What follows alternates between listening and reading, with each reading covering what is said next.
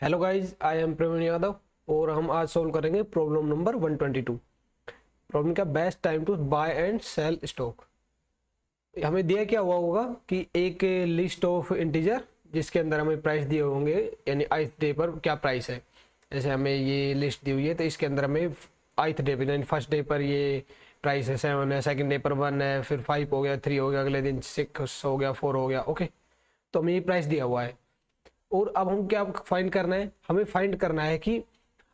हम एक दिन पर सिर्फ एक ही स्टॉक रख सकते हैं मैक्सिमम, यानी कि एक टाइम पे हमारे पास, जैसे कि हमारे पास अभी हमने एक स्टॉक खरीदा है 7। ओके,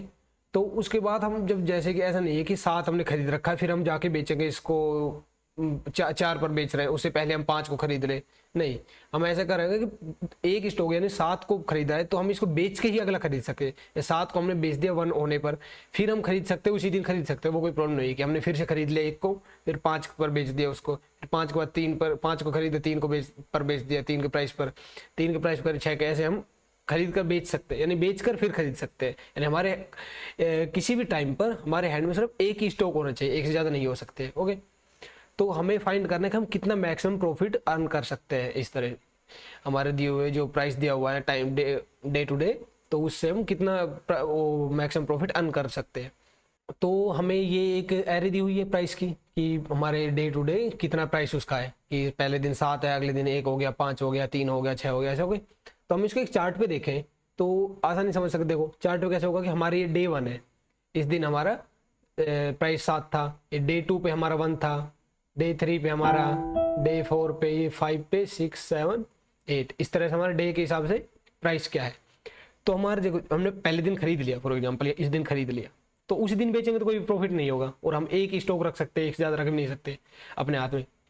कि हमने 7 खरीद लिया, कुछ और खरीद भी नहीं सकते जब तक इसको बेच ना ले। हमने इसको खरीदा उसी दिन बेचने में उसको फायदा नहीं, अगले दिन बेचेंगे तो हमें प्रॉफिट हो रहा है नहीं, तो लॉस ही होगा ना। 7 के बाद हम बेचेंगे तो इसके बाद लॉस होगा। ओके, तो हम 3 पर, इसके बाद डे 3 पर बेचे तो हमें प्रॉफिट हो सकता है, लेकिन डे 4 पर और ज़्यादा प्रॉफिट होगा। ओके, डे 5 पर हमारा और ज़्यादा, यानी कम प्रॉफिट हो गया, यहाँ पे 7 था या 5 था, फिर इस तरह से हमारे प्रॉफिट चेंज होते रहेंगे। लेकिन हम ऐसा कर सकते हैं, पहले हमने खरीदा 7 पर, इस दिन खरीदा, तो हमें प्रॉफिट कब हो रहा है एक तरह से एग्जैक्टली देखें। हमें देखो, हम यहाँ से जिस दिन खरीदा उसके अगले दिन देखेंगे हम, ये हमारा लॉस अगर नीचे गया इससे आगे, अगर इस सेकंड डे से, ओके, थर्ड डे पर है ये इंक्रीज हुआ है प्राइस उसका स्टॉक का, तो इस दिन हमें प्रॉफिट होगा। अगर हम इस दिन खरीद लेते, इस दिन बेच दे तो प्रॉफिट हो जाता। ओके, फिर हम इस दिन नहीं खरीदते इसके बाद कुछ भी, क्योंकि उस दिन अगले दिन कम हो गया, फिर हम चौथे पर खरीदते डे 4 पर, और 5 पर बेचते, फिर प्रॉफिट हो जाता हमें। अब 6 पर नहीं खरीदेंगे क्योंकि लॉस हो रहा है, 6 से 7 पर लॉस ही हो रहा है, खरीद लेते तो अगर फिर हम 7 से 8 पर खरीदे, 7 पर खरीदे यानी 8 पे बेचे, तो हमें फिर प्रॉफिट हो जाएगा। यानी हमारी प्रॉफिट है जो इंक्रीज होंगे डे के बाद, यानी कि ये हमारा लॉस है, ये प्रॉफिट है, ये भी लॉस है, ये प्रॉफिट की बार है, ये भी लॉस की बार है, ये भी लॉस की बार है, ये प्रॉफिट का डे है। यानी कि तो हम सारे सारे प्रॉफिट को ले सकते हैं ना आराम से, कि इस दिन हमने पहले दिन खरीदा, नहीं खरीदा, सॉरी, दूसरे दिन नहीं खरीदा, तीसरे दिन बेचा, फिर हमने चौथे दिन खरीदा, 5वें दिन बेचा, फिर हमने 7वें दिन खरीदा, 8वें दिन बेचा। हम इन सारे सारे को बार को ले सकते हैं। ओके, तो हम जब भी प्रॉफिट कितना कमा सकते हैं, तो हम हर डे प्रॉफिट कैलकुलेट कर सकते हैं ना। जैसे पहले दिन हमारा प्रॉफिट कुछ भी नहीं होता, हम इसको नहीं खरीदेंगे, हम इसको प्रॉफिट में ऐड नहीं करेंगे। जिस दिन भी प्रॉफिट होगा हमारा, हम उस दिन को ऐड कर लेंगे, हमने इस दिन खरीदा, उस अगले दिन बेचा। ठीक है, तो हम प्रॉफिट देख सकते हैं। जैसे अगर हमारा इंक्रीज ऐसे होता है ये, तो हम ऐसा कर सकते हैं, यहाँ पे खरीदा, फिर हमने यहाँ पे बेचा, फिर यहाँ पे खरीदा, यहाँ पे बेचा, तो सेम प्रॉफिट हो गया ना। ये प्रॉफिट 1, ये प्रॉफिट 2 है। चाहे 7 पे बेच के 9 पे खरीदें, 9 पे, सॉरी, 7 पे खरीद कर 9 पर बेचें, तो भी हमारा प्रॉफिट कितना होगा, P1 + P2 होगा ना। और हमारा 7 को खरीद कर 8 को बेच दे, 8 पर खरीद के फिर 9 को बेच, तो भी सेम ही प्रॉफिट होगा। तो हम ऐसे डेली की डेली चेक कर सकते हैं कि हमारा प्रॉफिट हम अर्न कर सकते हैं या नहीं, तो हम टोटल प्रॉफिट डेली के डेली अर्न कर लेंगे। तो हम इसके लिए अब कोड लिखते हैं, तो कोड में सबसे पहले निकाल लेते हैं, L = लेंथ ऑफ प्राइस। अब बेस केस कर लेते हैं हम, कि हमारा जैसे अगर प्रॉफिट प्राइस के अंदर कुछ दिया ही नहीं हुआ है, कि हमारा लेंथ, इफ लेंथ = 0 और लेंथ = 1 हुई, तो हमारा प्रॉफिट क्या होगा। उसी दिन खरीदा, उस दिन बेच नहीं सकते, तो प्रॉफिट हमारा 0 होने वाला, और 0 दे, लेंथ 0 हुई, यानी हमारे पास किसी दिन का प्राइस नहीं दिया तो भी प्रॉफिट 0 होने वाला है, तो रिटर्न 0 बेस केस। अभी हम क्या कर सकते हैं, हमने अज्यूम कर लिया कि हमने पहले दिन पे खरीद लिए, ओके, शेयर खरीद लिया, बाय इक्वस टू, तो पहले दिन पे प्राइस 0 और सेल भी हमने ये इसी दिन पे सेल का हम रख लेते हैं, प्राइस 0। अब हम डेली चेक करते जाएंगे हमें प्रॉफिट मिल रहा है नहीं, तो 4i in range 1 to L।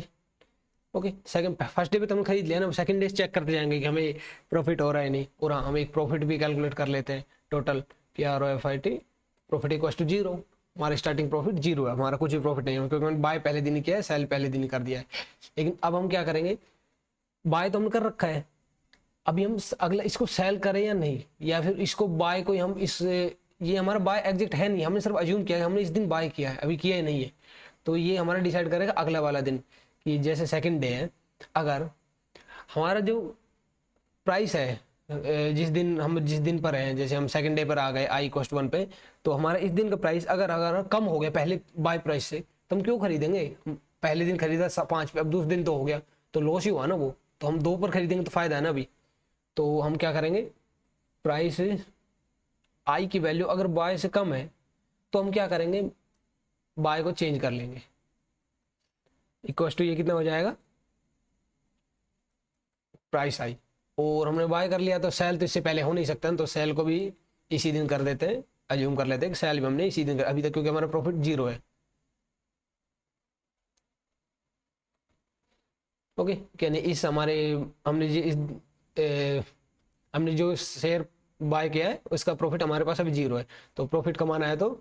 Else if हमारा प्राइस है जो वो हमारा सेल से पिछले टाइम पे सेल किया था, सेल हमने क्या अज्यूम कर रखा था कि हमने बाय किया उसी पे सेल कर रखा, 0 प्रॉफिट है, तो हमने अगले दिन सेल किया तो हमारा ज़्यादा प्रॉफिट हो रहा है ना, क्योंकि प्राइस बढ़ गया है, तो हम इस दिन सेल करेंगे। ओके, तो हमारा प्रॉफिट क्या हो जाएगा, sell equal to price I, और प्रॉफिट क्या हो जाएगा, ये हो जाएगा buy sell minus buy. Okay, हम प्रॉफिट ऐड कर दिए, अभी हम क्या करेंगे, हमने बाय सेल कर दिया तो हमारा अभी दोबारा से हम इसको बाय कर लेते हैं, वही इनिशियल कंडीशन हो जाएगी हमारी कि हमने इस दिन पे बाय किया है। ओके, तो हम इस तरह से डेली का डेली बाय और सेल कर जाएंगे और हमारा प्रॉफिट हम अर्न करेंगे, कितना अर्न हो गया है। तो इसमें हो क्या रहा है, देखो सबसे पहले बेस प्राइस पे हमने क्या किया, हमने 7 पे अज्यूम कर लिया, 7 पे खरीदा है हमने, ओके, और 7 पे बेच दिया, लेकिन जैसे ही हम दूसरे दिन आएंगे 7 से 1 हो गया, 7 पे खरीदने हमारा लॉस था ना,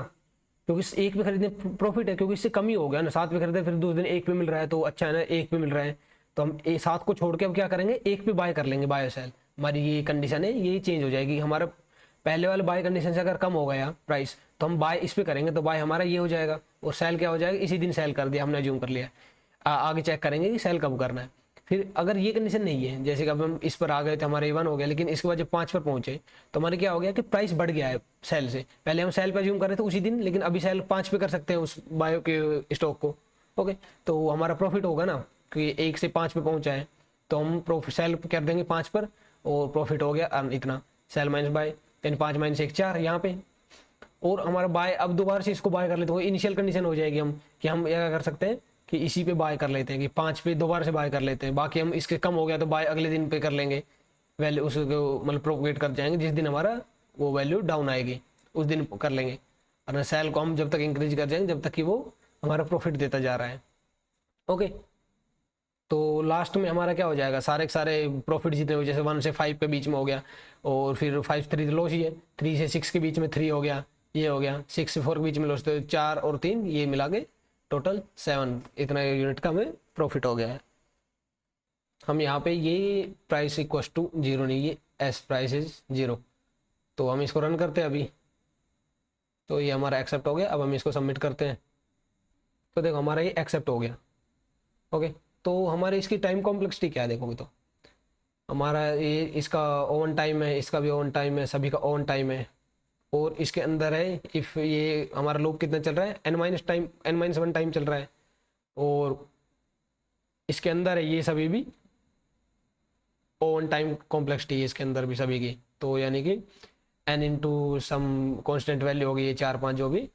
तो हमारा कितना हो जाएगा, ओ एन माइनस वन, तो ओ एन ही हो गया वो, तो हमारा टाइम कॉम्प्लेक्सिटी कितनी हो गई यहाँ पे, ओ एन टाइम हो गई है। ओके,